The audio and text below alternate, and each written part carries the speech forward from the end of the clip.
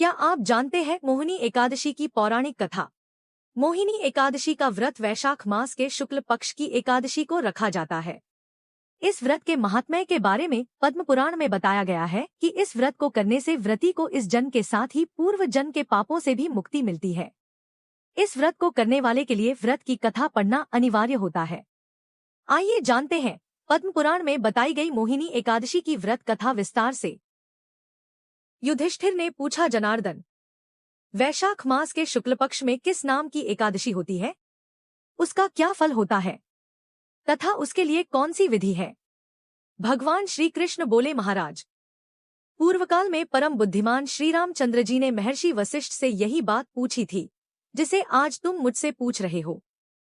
श्रीराम ने कहा था, भगवन, जो समस्त पापों का क्षय तथा सब प्रकार के दुखों का निवारण करने वाला व्रतों में उत्तम व्रत हो, उसे मैं सुनना चाहता हूँ। वशिष्ठ जी बोले, श्रीराम, तुमने बहुत उत्तम बात पूछी है। मनुष्य तुम्हारा नाम लेने से ही सब पापों से शुद्ध हो जाता है। तथापि लोगों के हित की इच्छा से मैं पवित्रों में पवित्र उत्तम व्रत का वर्णन करूंगा। वैशाख मास के शुक्ल पक्ष में जो एकादशी होती है उसका नाम मोहिनी है। वह सब पापों को हरने वाली और उत्तम है।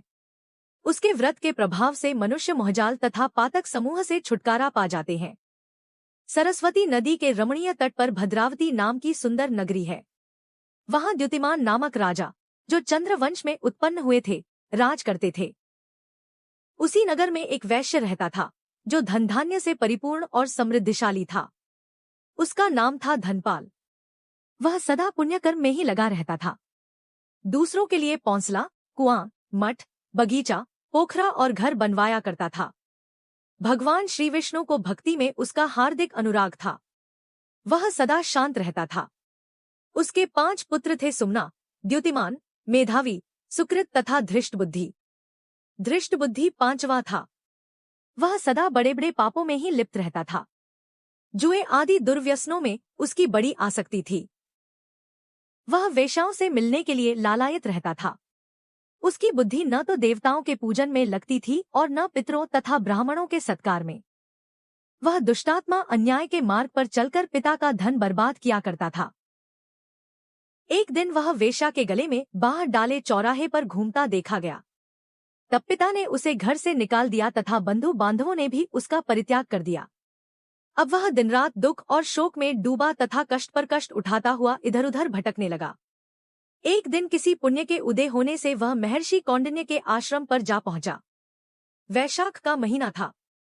तपोधन कौंडिन्य गंगाजी में स्नान करके आए थे। धृष्टबुद्धि शोक के भार से पीड़ित हो मुनिवर कौंडिन्य के पास गया और हाथ जोड़ सामने खड़ा होकर बोला, ब्राह्मण द्विजश्रेष्ठ, मुझ पर दया करके कोई ऐसा व्रत बताइए जिसके पुण्य के प्रभाव से मेरी मुक्ति हो। कौंडिन्य बोले, वैशाख के शुक्ल पक्ष में मोहिनी नाम से प्रसिद्ध एकादशी का व्रत करो। मोहिनी को उपवास करने पर प्राणियों के अनेक जन्मों के किए हुए मेरु पर्वत जैसे महापाप भी नष्ट हो जाते हैं। वशिष्ठ जी कहते हैं, श्री रामचंद्र, मुनि का यह वचन सुनकर धृष्टबुद्धि का चित्त प्रसन्न हो गया। उसने कौंडिन्य के उपदेश से विधिपूर्वक मोहिनी एकादशी का व्रत किया। नृपश्रेष्ठ, इस व्रत के करने से वह निष्पाप हो गया और दिव्य देह धारण कर गरुड़ पर आरूढ़ हो सब प्रकार के उपद्रवों से रहित श्री विष्णुधाम को चला गया। इस प्रकार यह मोहिनी का व्रत बहुत उत्तम है। इसके पढ़ने और सुनने से सहस्त्र गोदान का फल मिलता है। इसी तरह की और पौराणिक कथाएं सुनने के लिए इस चैनल को सब्सक्राइब तथा लाइक करें। धन्यवाद।